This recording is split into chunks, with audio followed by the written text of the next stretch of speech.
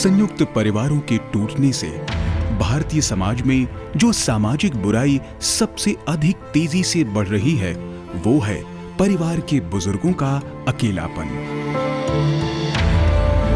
और बहुत बार तो इन बुजुर्गों को अपनी ही औलादों से तिरस्कार भी झेलना पड़ता है और घर से निकाले जाने का दंश भी सहना पड़ता है।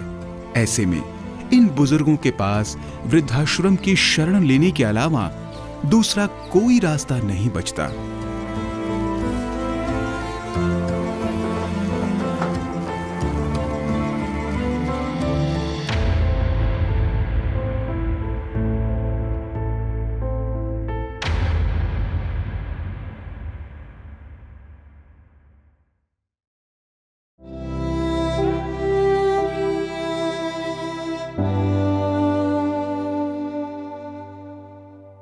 मेरे को मारा, मेरे को यहाँ मारा, लात से मारा, घूसों से मारा, ये बाल पकड़ के दीवार में मारा जोर से। मैं आधा घंटा बेहोश पड़ी रही। फिर उसकी माँ ने बोला जे ऐसे मत मार, बेकार मर जाएगी, पुलिस आएगी, फिर हम क्या करेंगे, छोड़ दे, इसको फेंकिया। पलकों का पलना झुलाऊं तुझे, गा गा के लोरी सुनाऊं तुझे, ओ मेरी आँखों के पहले सपने। कुत्ते रख सकते हैं आप? कुत्तों के 3-3 लाख रुपया उनका वीजा बना करके बाहर ले जा सकते हैं? एक माँ को 1 महीने के लिए अपने साथ नहीं ले जा सकते? क्यों? बच्चे जब सिर पे नाचना शुरू करते हैं और वो कहते हैं कि वी आर द सुपीरियर, तो घर बिगड़ते ही हैं। एक ही बेटा था मेरा, उसको इतना टॉर्चर करती थी, हर समय मारना कूटना। आजकल जिसका घर में जाओ उसका घर में ही देखो, लड़का अच्छा नहीं है तो बहू अच्छी नहीं है, न सासू माँ अच्छी नहीं है, न ससुर अच्छी नहीं है। ये सारा दुनिया में यही चल रहा है। किसी के बच्चे को दोष नहीं देना चाहिए। हमारे घर की बहू है, उस घर की लड़की है। अभी तो हमारा लड़का खराब है या बहू खराब है तो हम नहीं कह सकते, क्योंकि लाए हम हैं, पैदा हमने किया, तो किसको खराब कर दे? खराब हम हैं जो कि हम नालायक निकल गए।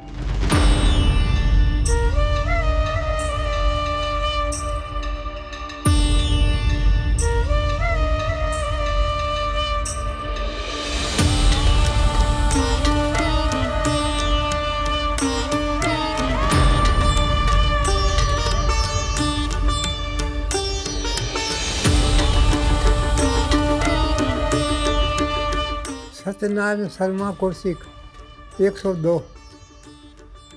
राजस्थान जयपुर। मैं जयपुर में था तो वो मेरे को ले आई थी बड़ी वाली बेटी, तो वहाँ एक्सीडेंट हो गया था बाथरूम में। तो मेरी बहन है वो उदयपुर शमशान से जुड़ी हुई है।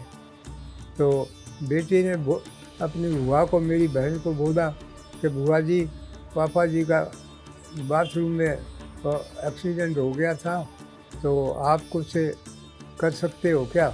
तब उन्होंने, बहन ने सो उधर पोस्ट संस्थान में बातचीत की फ़ोन से, तो उधर जगह नहीं थी, तो उनको यही बोला, बहन को, वहाँ के जो मैनेजर थे उन्होंने ये बोला कभी हमारी ब्रांच है प्रयागराज में, तो उधर चाहो तो हम भर्ती करा सकते हैं। तब मैं इधर आ गया।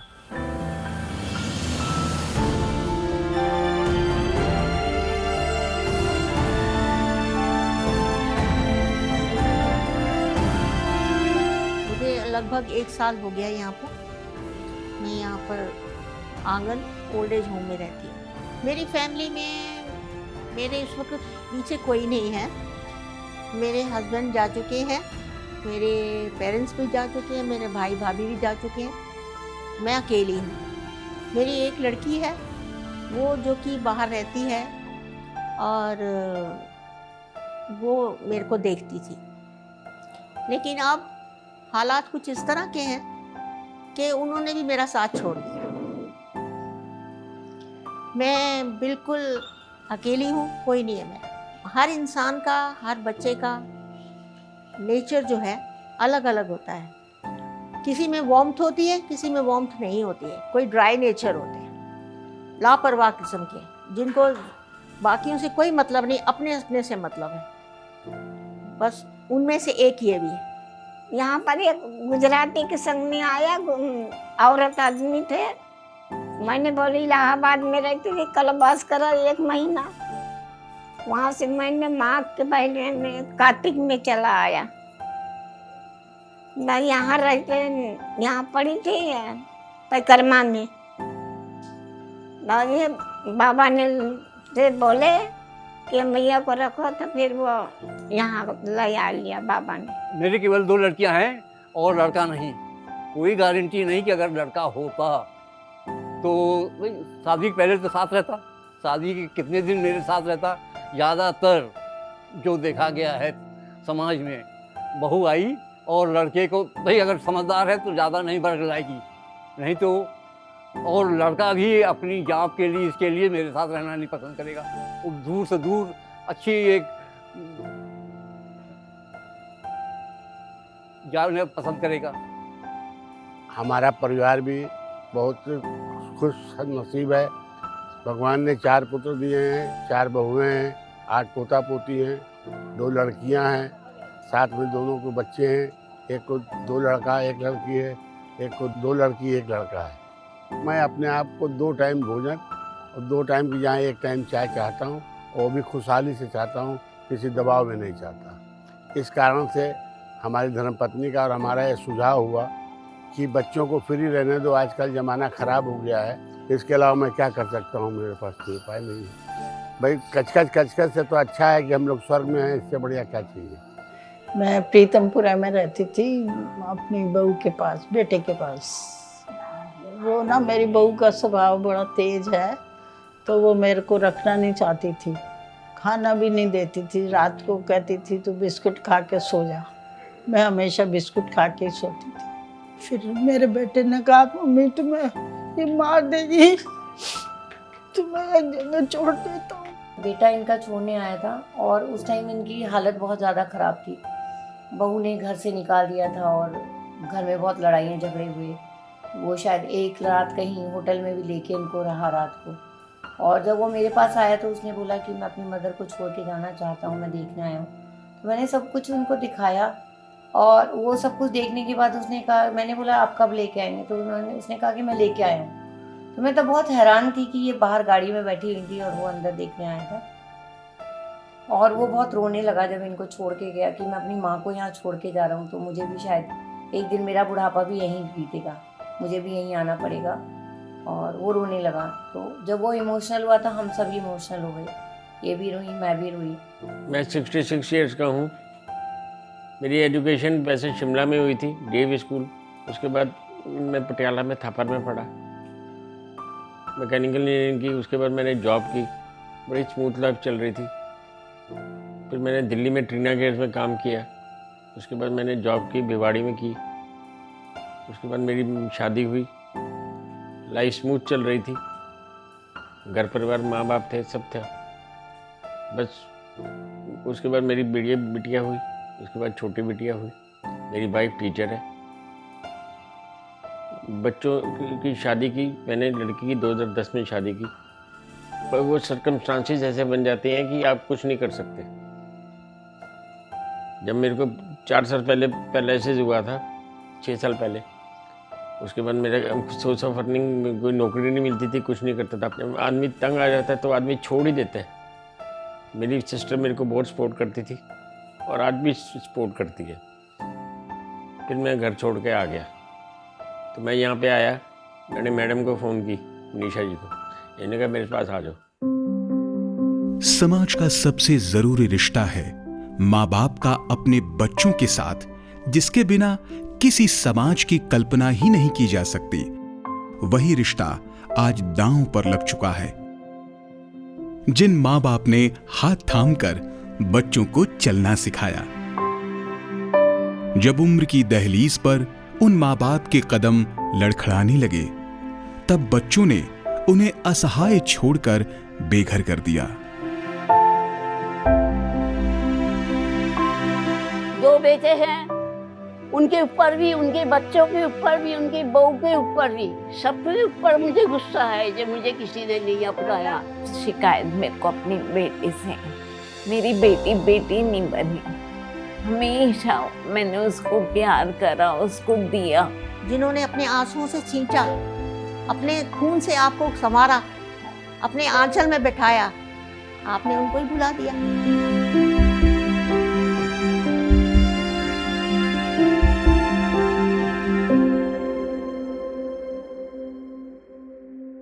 मेरे 3 लड़के थे, 3 लड़के 2 लड़की। एक लड़का एक्सपायर हो गया। वो बहुत प्यार करता था मेरे को। कहती माँ, अगर मैं कभी मर गया ना तो एक काम करियो, इनके पास मत रहना, ना बड़े भाई के पास, ना बीच वाले भाई के पास। क्यों बेटा? ना वो तुम्हें रखेंगे नहीं और तुम्हें मारेंगे, उनके बेटे मारेंगे तुम्हें। और हमारे इनके पास भी मत लेना, ये भी जाली में है, ये भी तुम्हें मार देंगे। तो मैं कहाँ जाऊँ फिर अकेली? तुम्हारे पास पेंशन है ना, कहीं भी दूर किराए पर मकान ले लेना और किसी को पैसे दे देना, तुम्हारा वो सेवा भी करेगा, खाना भी खिलाएगा। तो जब वो लड़का एक्सपायर हो गया तो बहू ने बोला, ये तुम्हारा लड़का नहीं है यहाँ, तुम यहाँ से निकल जाओ। मैंने कहा मैं कहाँ निकलूँ, ना कहीं भी जाओ। उन्होंने मुझे धक्का मार के बाहर निकाल दिया। मेरी बड़ी बेटी जो है ना, वो नहीं चाहती थी मैं वहाँ पे रहूँ। ये मेन बात थी। उसने कभी भी नहीं सोचा कि मैं अपनी मम्मी को अपने पास रखूँ। मम्मी पास नहीं हूँ क्योंकि मम्मी को हर दिन की हर बात पता है, इसलिए उन्होंने कहा मम्मी को बाहर निकालो, मम्मी को ओल्ड एज होम में छोड़ो। अब जब बच्चों के मन में नफरत आ जाती माँ बाप के लिए, तो माँ बाप के लिए वहाँ रहना मुश्किल हो जाता है। इसलिए हम यहाँ चले आए, और कोई विशेष कहानी नहीं है हमारी।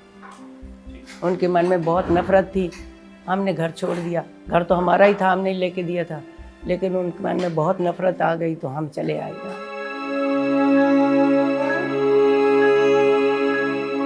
कुछ तो घर परिवार की कलह को खुद ही बर्दाश्त नहीं कर पाते और चुपचाप अपना घर छोड़कर वृद्धाश्रम की शरण ले लेते हैं। दोष है लड़का का ऊपर। लड़का बहू का बात सुनती है। लड़का समझा, अरे मेरा बहू इतना काम करेंगे, मम्मी कुछ नहीं करेंगे, मत करो तुम। जब आप काम से आ गया घर, मुंह बना के रखा, अरे क्या हो गया, बोलो मत, तुम्हारा माँ ऐसे किया वैसे किया। तुम मत करो ना काम, तुमको कौन काम करने वाला, तुम खाओ पियो बस, ऐसे करो। आज देखो मेरा लड़का मेरा बात नहीं मान रहा है, मुझे तो कोई नहीं मान रहा है। जबरदस्ती तो नहीं ना, जबरदस्ती नहीं, उसको आपस में छोड़ दो। जाओ, तुमको मैं इतना तुमको बुद्धि दिया, इतना बात बोला है, तुमको इतना कंट्रोल कर लिया, मैं नहीं सुन रहे ना तुम जाओ। तुम्हारा साथ मेरा साथ कोई रिश्ता नहीं है। इन वृद्धाश्रमों में टूटते रिश्तों की कुछ कहानियां तो ऐसी होती हैं जो रोंगटे खड़ी कर देती हैं और उन्हें सुनकर एकदम से विश्वास नहीं होता कि कोई अपना भी ऐसा कर सकता है। मैं ये कहीं ओल्ड एज होम में नहीं रहूंगी, मैं तो अपने घर में ही रहूंगी। कहती नहीं मम्मी, यहाँ आपको जरूरत यहाँ की है, आप यहाँ पे रहो, हम आपको प्यार से मिलते रहेंगे, जैसा जैसा हिसाब होगा हम मम्मी आपका करेंगे, जितना हम कर सकते हैं। करते तो उसके पापा थे, पर वो बेटी ने अपने आप को ऊपर रखा। मेरे हस्बैंड ने मना करा होगा, वो उनको भी छोड़ा ही थे, उनको भी कहीं ओल्ड एज होम में पता नहीं वहाँ ही छोड़ाई थी। मैं पूछती थी कि आप कहाँ रहते हो, कहते जैसे तुम रहती हो ऐसे मैं। उन्होंने मुझे ये जवाब दिया। मैंने पूछने की बहुत कोशिश करी पर उन्होंने मुझे नहीं बताया कि मेरे जो हस्बैंड घर पे हैं, ओल्ड एज होम में हैं या किसी और इलाके में, मुझे नहीं पता।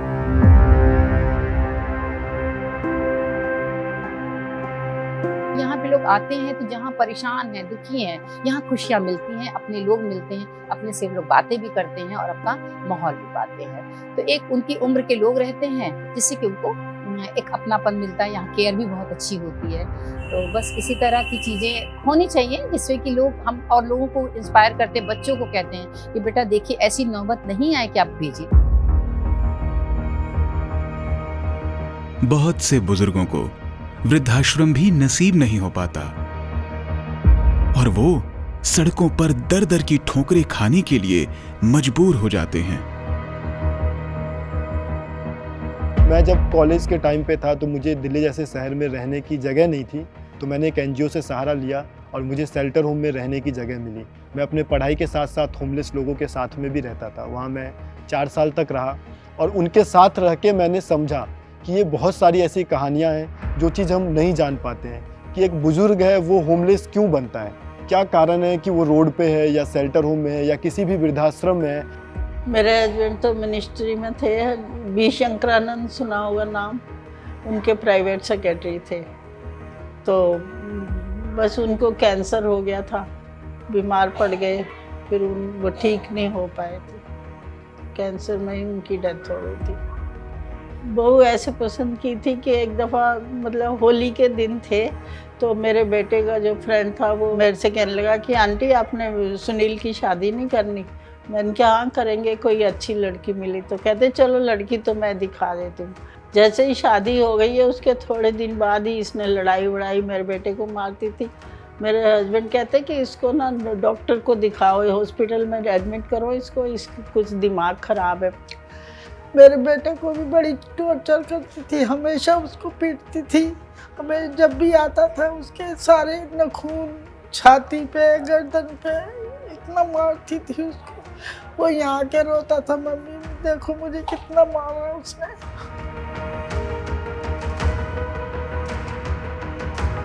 तो उससे पहले जब ये बताती थी तो मुझे विश्वास नहीं होता था कि औरतें भी ऐसी हो सकती हैं कि हस्बैंड को मारेंगी या उनके साथ ऐसे मिसबिहेव करेंगी, या कैसे कोई आदमी एक औरत से पीट सकता है। मेरे को एक कमरे में ही पड़े रहने देती थी, एक कमरे से कभी ड्राइंग रूम में भी नहीं जाने देती थी। जैसे एक पंखा चल रहा है बस वही कभी तंग करती थी, पंखा भी मेरा बंद कर जाती थी, कहती थी बिल आ रहा है, अपने आराम से पंखे में सो रही है।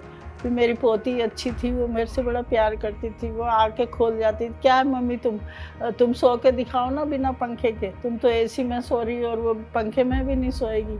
ऐसे एक छोटी सी चारपाई दी थी, उसी पे मैं एक छोटे से कमरे में पड़ी रहती थी। एक दिन अचानक उसका फ़ोन आया कि भाई मैं रात को इनके पास फ़ोन आया लैंडलाइन पे कि मेरी हालत बहुत ख़राब है, मेरे घर में लड़ाई हो गई और इसकी वाइफ ने उसको मार पीट के घर से निकाल दिया। तो एक रूम मेरे पास खाली था, मैंने कहा कि कोई बात नहीं, आप दोनों मम्मी बेटे यहाँ रुको, आपकी नहीं बन रही है तो आप दोनों माँ बेटे एक कमरा लेके दोनों एक साथ रहो। अगले दिन यहाँ पे सर्वेंट का फ़ोन आया कि सुनील भैया दरवाज़ा नहीं खोल रहे हैं, वो अंदर बंद हैं और हमको कई बार खटखटा चुके हैं। सवेरे उठा तो वो बाथरूम गया था, बाथरूम में टॉयलेट के पास ही बस बैठा रह गया, उठा ही नहीं। और जो सिचुएशन देखी तो मेरे होश उड़ गए, मुझे लगा इसने कुछ खा तो नहीं लिया, कुछ सुसाइड तो करने की कोशिश नहीं किया। तो मैं रोने लगी, मैंने पुलिस को फ़ोन किया, पुलिस आई, दरवाज़ा तोड़ा तो देखा कि वो बाथरूम में ऐसे ही बैठा रह गया था, बैठा हुआ था और डेथ हो चुकी थी।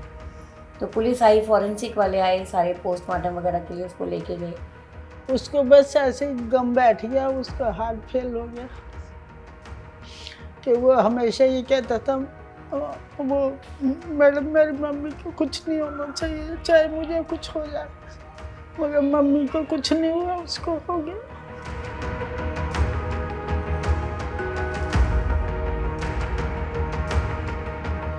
ये बहुत परेशान थी कि मैं कहाँ जाऊँगी, मेरे को आप यहाँ से निकाल दोगे। मैंने बोला नहीं ऐसा नहीं होगा, मैं आपको कहीं नहीं जाने दूँगी।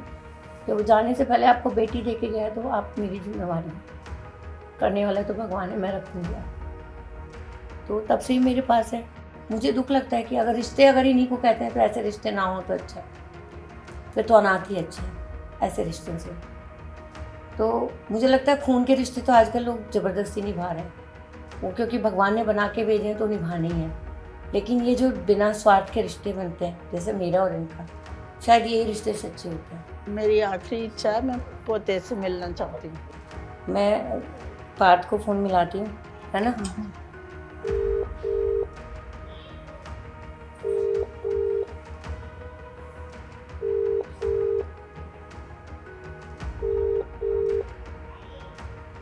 आप जिस व्यक्ति को कॉल कर रही हैं वह उत्तर नहीं दे रही है। उन्होंने भी नहीं उठाया।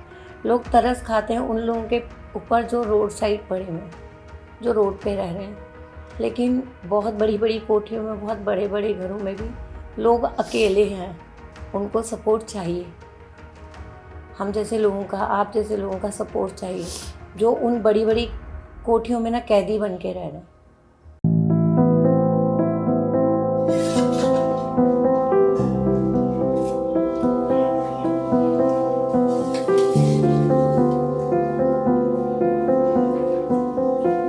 एक मेरे पास ऐसा केस आया था सूरत शहर के अंदर, जहाँ एक दादा घर के अंदर बंद थे और उनके लड़के भी थे, जो मुझे पता नहीं था। मुझे कॉल आया कि एक दादा बंद है और खिड़की से हम लोग खाना दे देते हैं। उनके घर की कंडीशन ऐसी कि घर में कुछ भी नहीं था, एक बेड भी नहीं था, एक बिस्तर भी नहीं था, एक टॉयलेट बाथरूम भी नहीं था, उसमें वो दादा रह रहे थे। मैं जब वहाँ पहुँचा, उनकी हालत देखी, तो वो दादा से मैंने खिड़की से बात, दादा आप यहाँ पे कैसे हो? तो वो बताने से भी डर रहे कि उनके लड़के हैं और उन्होंने बंदर किया। बोले नहीं नहीं मैं ठीक हूँ, क्योंकि वो उन्हें आके मारता भी था। वहाँ के पड़ोसियों ने बताया कि वो आके उन्हें वहाँ पे मारता था। तो मैंने उनकी हालत देख के मैंने देखा ताला लगा हुआ है दरवाजे पे, मैंने ताला को तोड़ दिया, कानून की चिंता किए बगैर कि मुझे तोड़ना चाहिए या नहीं तोड़ना चाहिए। तो उस ताले को तोड़ा, अंदर गया, दादा एकदम खुश हो गए। मैं बोला मैं आपको यहाँ से ले जाना चाहता हूँ। वो रोने लगे, बोले बिल्कुल मुझे लेके चलो। मैं ले जाके जब उन्हें अपनी गाड़ी में बिठाता हूँ और गाड़ी से बिठा के उनको रास्ते में मैंने सोचा इन्हें कुछ खिलाता हूँ। मैंने जब उन्हें बड़ा पाव एक खाने के लिए दिया, वो पूरा बड़ा पाव एक बाइट में खा गए, वो इतने भूखे थे। और फिर मैं उन्हें ले गया, उनकी हालत बदली, उन्हें नहलाया धुलाया और उन्हें अब शेल्टर होम के अंदर, आश्रम के अंदर रखा। तो वो दादा की पूरी जिंदगी ही बदल गई।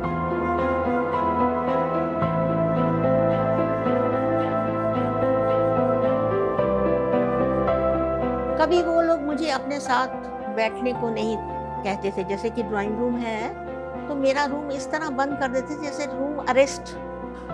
बस आपको खाना मिल जाएगा, आपको चाय मिल जाएगी, पानी मिल जाएगा, लेकिन और आपसे कोई बातचीत नहीं करेंगे। आप पड़े रहो उस कमरे में। मेरे को बाहर नहीं जाने देते थे। मैं ऊपर बैठी रहती थी गैलरी में अकेली सारे दिन। वहाँ धूप, ठंडी, गर्मी, वहीं बैठी रहती थी, वहीं मुझे खाना मिलता था, वहीं मैं दिन में सोई रहती थी। मेरे को कमरे में सोने को नहीं देते थे, कहते नहीं हमारे कमरे में जगह नहीं है, तुम यहीं सोया करो। मैं वहीं बैठी रहती थी सारे दिन। पड़ोसी कहते थे अम्मा तुम ये सारे दिन यहाँ क्यों बैठे रहते हो, नीचे नहीं जाते? मैं इनके नीचे मेरे से उतरा ही नहीं जाता। कहते कि उनको बोलो वो उतार के ले जाएंगे। मैंने कहा वो तो मना करते, जे हम नहीं उतार सकते, तुम्हें उतारेंगे तो चराएगा कौन तुम्हें? मेरे पति तो गवर्नमेंट प्रेस में थे, सेंट्रल गवर्नमेंट प्रेस। मेरे पेंशन तो अब तो बहुत आती होगी, 16 से ज़्यादा आती होगी अब।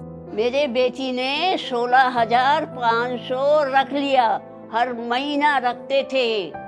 कहते हम लोग किराया देते हैं, हमारे पास पैसा नहीं है, तो हम तो कम ही ले रहे तुमसे। 16,000 ही तो ले रहे और तो ज़्यादा नहीं है। और जितना मेरा बैंक बैलेंस जितना भी था सारा निकाल लिया, सारा निकाल के बोल दिया कि तुम्हारे बैंक में कुछ भी नहीं है, सब तुम्हारे छोटे बेटे के बेटे ने ले लिया। कहता नहीं हमारे पास नहीं है कोई पैसे, तुम जाओ। फिर उन्होंने निकाल दी मुझे।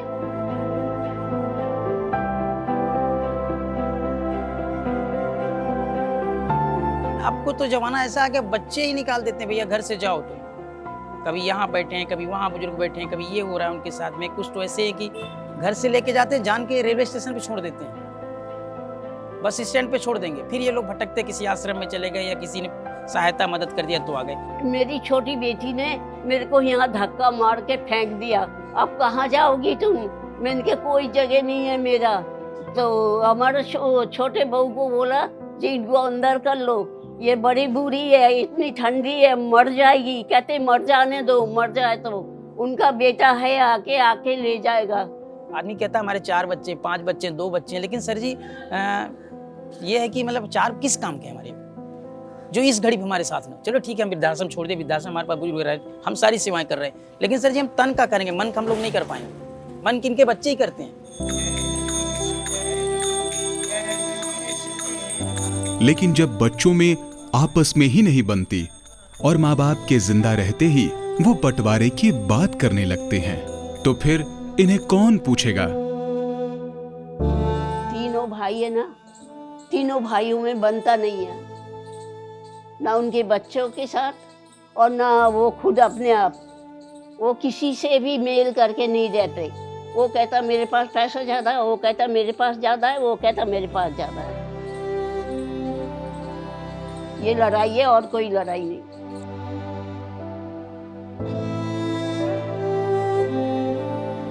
घर तो बदायूं में हमारे नाम था, मेरे नाम था कृष्णा के नाम से, लेकिन इन्होंने हमसे वहाँ से सेल करवा दिया कि हम किराए पे रहते हैं, हमसे गुजारा नहीं होता। तो हमने वहाँ बहुत कहा, फिर माँ की ममता थी, मेरे नाम था, मैंने बेच दिया। बेच के इनको यहाँ आके पैसा दे दिया। उसी पैसे पे इन्होंने लोन भी लिया, लोन लेके अपना घर लिया। पहले किराएदार थे, मकान मालिक बनाया। अब इनके मन में इतनी नफरत आई कि माँ बाप को रखना ठीक नहीं है, हम ही रहेंगे, तो हम चले आए। ना लड़ाई ना झगड़ा, क्या करना था। मेरे बाप की जायदाद थी, मेरे बाप से मकान लिया, मैंने कमाया, मेरे बाप ने कमाया, हमने फ्लैट बनाया। 1800 स्क्वायर फुट का मकान है मेरा। आज इसकी कीमत 1.5 करोड़ के ऊपर है। 1800 स्क्वायर फुट का NCR दिल्ली के अंदर मकान, आपको समझ आनी चाहिए कि कितना मकान होता है। अब ठीक है, मैं पहले से जो गया हूँ तो इसलिए बेकार हो गया। मैंने ऐसे भी रेस्क्यूज़ किए हैं कि वो जिस घर में रह रहे हैं उस घर की कीमत 2 करोड़ है, लेकिन उनको देखने वाला कोई नहीं है। वो वहाँ पे ज़मीन पे पड़े हुए हैं और उन्हें लाके लास्ट में आश्रम में ही रखा गया। 80% लोग यहाँ आने वाले ऐसे हैं जिनके अपने पास अपना कुछ भी नहीं है। उनके बिजनेस थे, बिजनेस बच्चे को हैंड ओवर कर दिया। आज उनके पास ना पेंशन है ना अपनी सेविंग्स है, तो अब वो क्या करें। अगर वो ओल्ड एज होम में आना चाहते हैं, वो कहेंगे जी हमें इतना पैसा देना है। बच्चे माँ बाप के लिए खर्च करना नहीं चाहते। हम तो चाहते हैं कि बच्चे आए, नए इनको आए, कम से कम महीने में एक बार आ जाए, 15 दिन में एक बार आए, इनको छू लें, बाबूजी कैसे हो, क्या हो, ठीक, आप आश्रम में रहो, आप खुश रहो, हम खुश, लेकिन लिंक तो बना रहे। और चले कभी नहीं आए, लेकिन ऐसी जब देहांत हो या कोई क्रिटिकल चीज़ हो तब तो इनको आना चाहिए सर।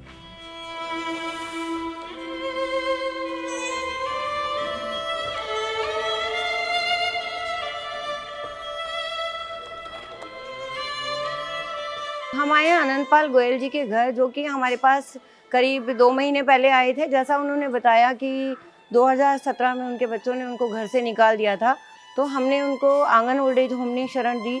और आंगन ओल्ड एज होम में पिछले 2 महीने से वो रह रहे थे। अचानक उनकी तबीयत ख़राब हो जाने के कारण हमने उनके परिवार को कांटेक्ट किया, जहाँ पे उनकी बहनें और भाई सभी को कांटेक्ट किया, लेकिन सभी ने ये बोल दिया कि हम कुछ नहीं कर सकते हैं। अंजना जी, मैंने आपसे बात की थी फ़ोन पे अनंतपाल गोयल जी के लिए।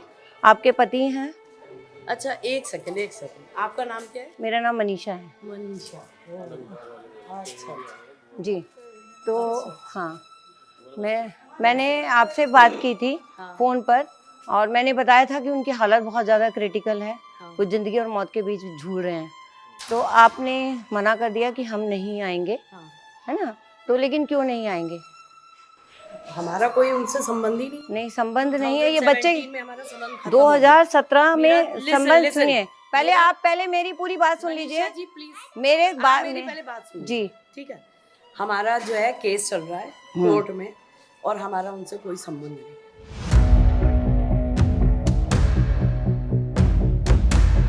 देखिए, हम उनकी डेड बॉडी यहाँ लेके आएंगे और आपको रखना पड़ेगा। देखिए, हम उनकी डेड बॉडी यहाँ लेके आएंगे, आपको करना पड़ेगा।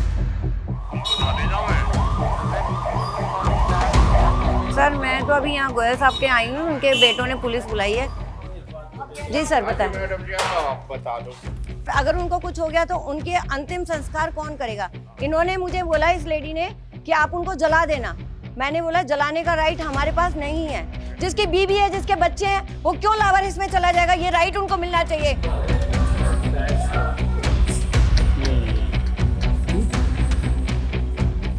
मैंने बोला देखिए मैडम, आपके हस्बैंड की ऐसे ऐसे हालत है।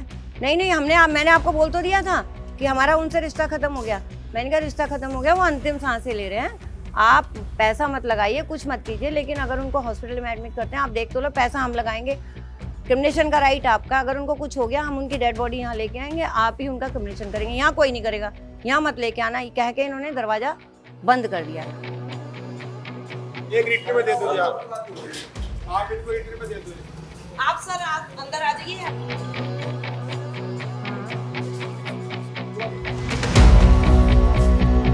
आप बस लिख दो ना। आप इसके नीचे 4 लाइन लिख दो। ये तो अपनी जान बचा रहे हैं। कागजी कार्रवाई करो। अपना कागजी काम तो पूरा हो जाएगा। ठीक है ना? बस कोई बात नहीं, उनका कम्बिनेशन हम करेंगे, मेरा बेटा करेगा उनका बेटा बनके, उनका बेटा करे ना करे।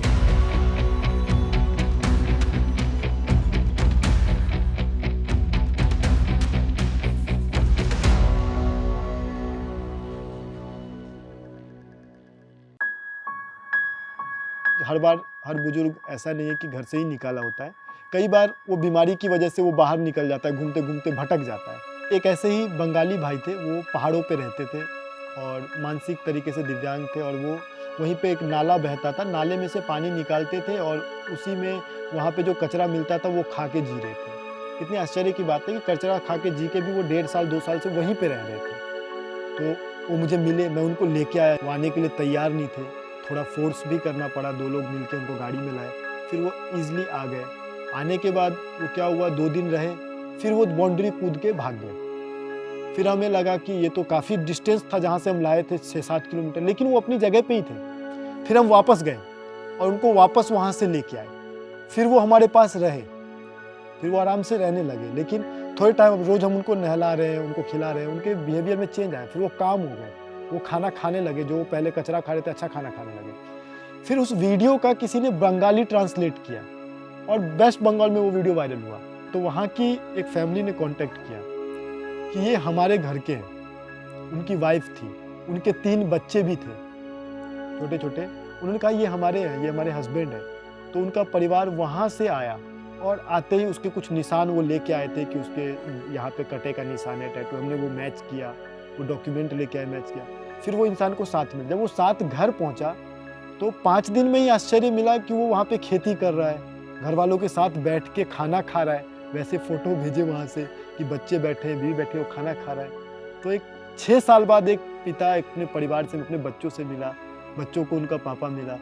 तो ये सब देख के लगता है कि नहीं, कहीं ना कहीं हमें कितना संतोष मिल रहा है कि हम इस चीज़ के माध्यम बन रहे हैं।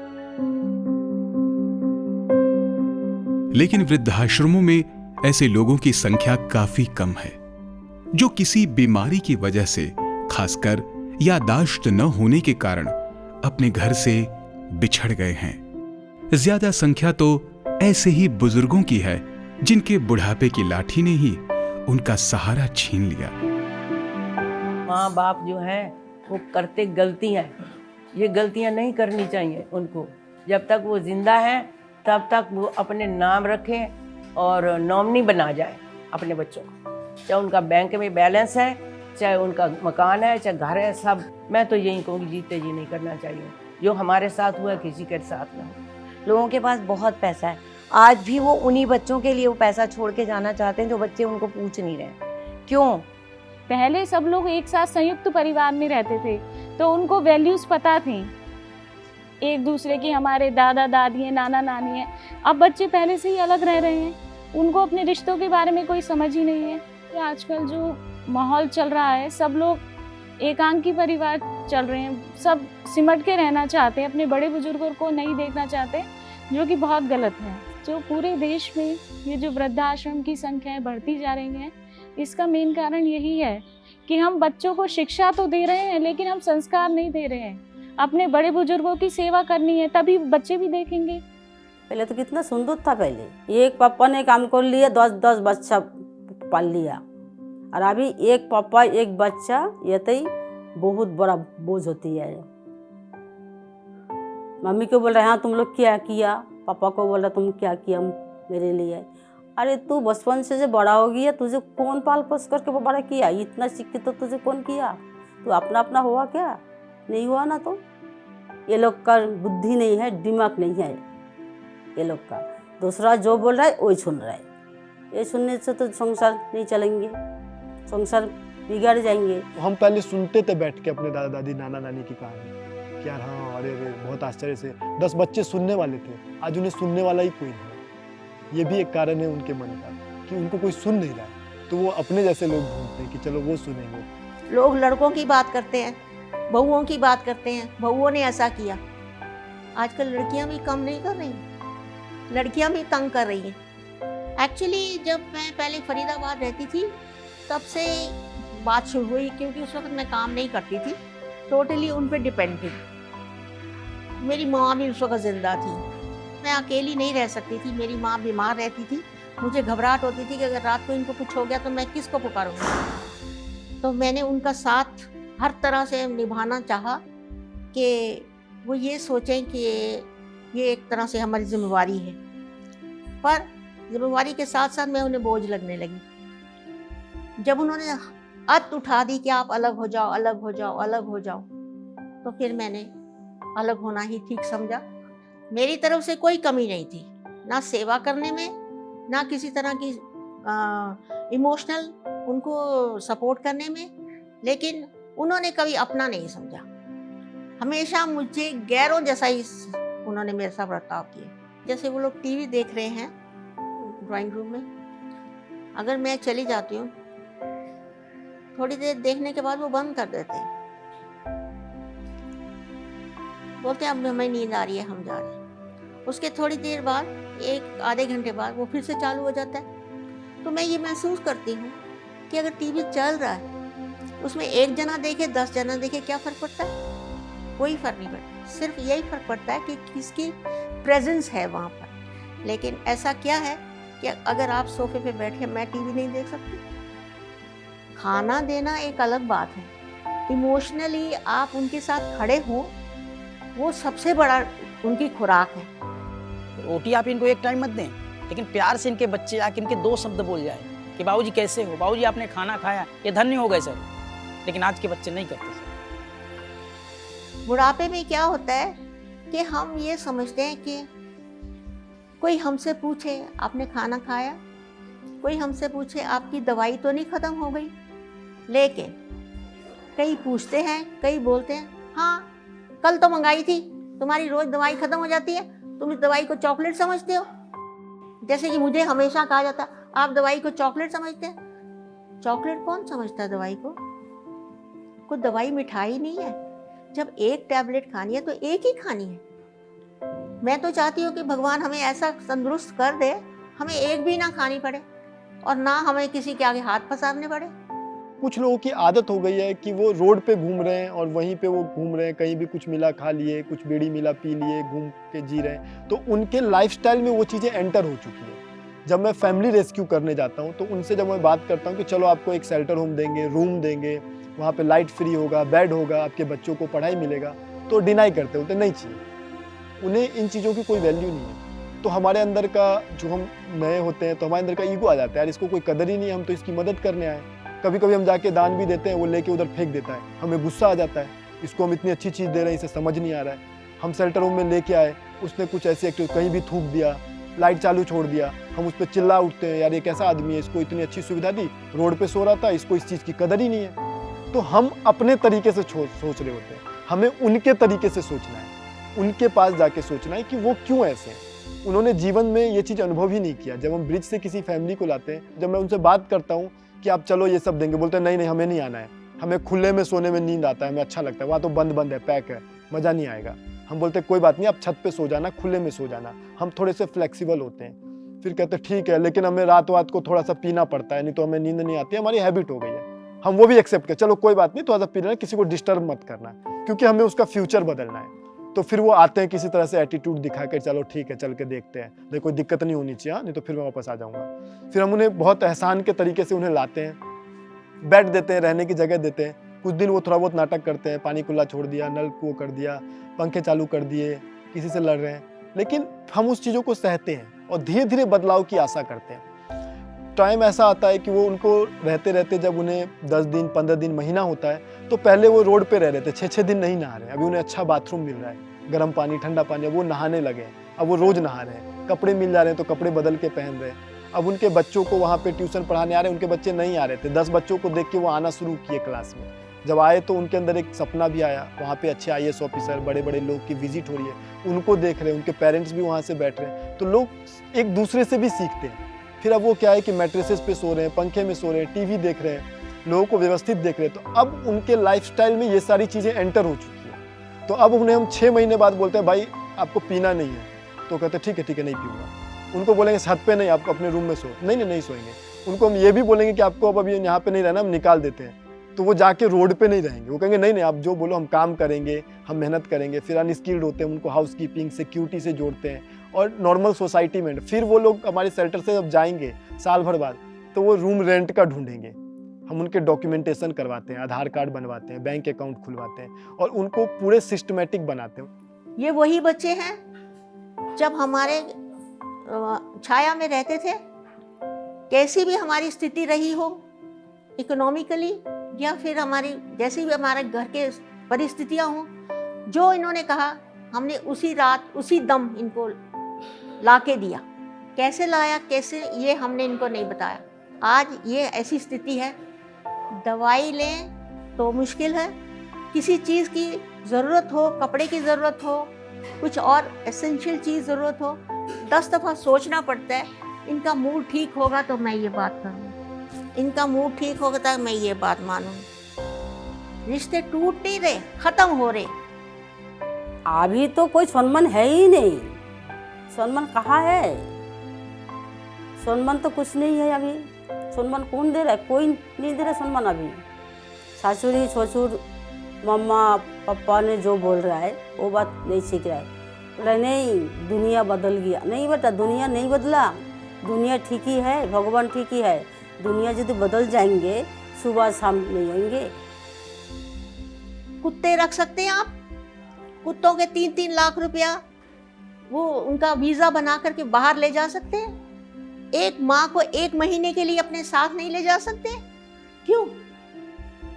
पूछते हैं लोग, क्या आप कुत्ते का पालन कर सकते, अपनी माँ का पालन नहीं कर सकते? जो अकेलापन, वो अकेले रहते हैं, उनके दिमाग में बहुत सारे सवाल होते हैं, वो किसी से अपनी बातें शेयर नहीं कर पाते, अंदर अंदर अंदर अंदर घुटते रहते हैं। उनके दिमाग में चलता है जिन बच्चों को हमने पढ़ाया लिखाया, आज वो इतने बड़े मुकाम पे पहुंच गए, लेकिन माता पिता के लिए क्या? ये बहुत बड़ा सवाल है। मुझे कुछ नहीं किसी से दिक्कत है, यहाँ पे रहना है तो एक घर के मेंबर की तरह रहता हूँ, मुझे किसी से कोई दिक्कत नहीं है। देखो अपना मन साफ हो तो सब साफ है, जब आपका मन साफ नहीं है तो दुनिया खराब है।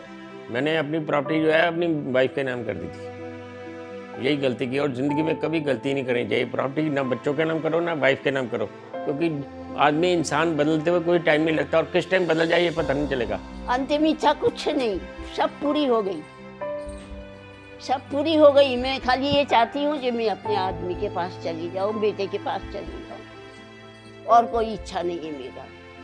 मैं रात को रोती हूँ अपने आदमी को याद करके, जो आप मुझे बुला लो। मैं अपने बेटे को याद करती हूँ, मोनी तू मुझे बुला ले, हम आ जाएंगे, हम तीनों एक साथ रहेंगे। रोज का मेरा यही काम है और कोई काम नहीं।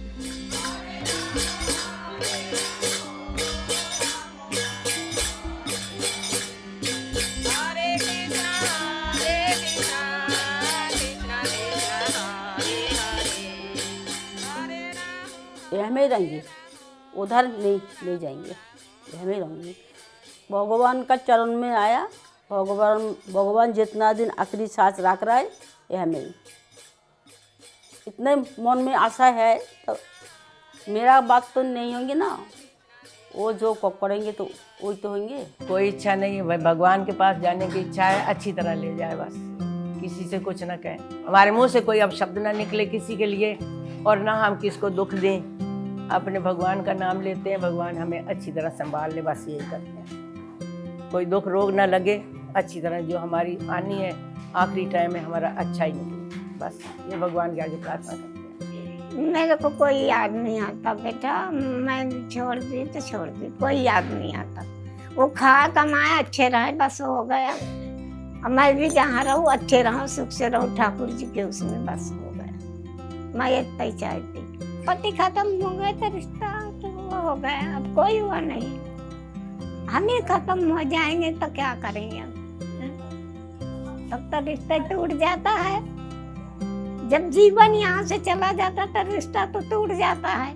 बेटे छूट जाते, बहू छूट जाती, पति छूट जाते। संग संग चले, कोई एक दूसरे को छोड़ के ना जाए। हमारे कुल में चल रहे हैं ये, भैया भाभी इकट्ठे गए, देवर भांजी इकट्ठे गए, भांजी की देवर से शादी करवाई, दोनों इकट्ठे गए, तो हम भी इकट्ठे जाएं। यही आशीर्वाद मांगेंगे इनसे, कोई इकट्ठे चले, कोई एक दूसरे को छोड़ के ना जाए। ये दर्द घर से निकाले जाने का उतना नहीं है, बल्कि ये दर्द है उस बुनियाद के ही समाप्त हो जाने का, जिसके ऊपर रिश्तों का एक पूरा संसार परवान चढ़ता है। सभी माँ बाप चाहते हैं कि अंतिम सांसों तक वो उन वृक्षों की छांव में रहें जिनके बीज उन्होंने बोए थे। उनकी पहली कोंपल को उन्होंने अपने सुख चैन से सींचा था और बड़ा किया था, लेकिन समय के साथ उन्हें अपने ही माली से नफरत हो गई। रिश्तों की इस बुनियाद के हिल जाने से बहुत से लोगों की तो जीने की इच्छा ही खत्म हो जाती है। लेकिन इन लोगों को सलाम करना होगा कि टूटी बुनियाद के बावजूद इन्होंने जीने का हौसला बरकरार रखा। मेरे इतने सारे मेरे हालात अप एंड डाउन होते रहे, लेकिन मैं फिर भी यही सोचती कि ना रोमांटिक सॉन्ग सबसे ज़्यादा इंसान को खुश करते हैं, मेरा ऐसा मानना है। मैं सैड सॉन्ग बिल्कुल नहीं, ना कभी गाती हूँ ना कभी किसी को कहती हूँ। दिल चीज क्या है आप मेरी जान लीजिए, बस एक बार मेरा कहा मान लीजिए। दिल चीज क्या है आप मेरी जान लीजिए, इस अंजुमन में आपको आना है बार बार। दीवार दर को लेके पहचान ली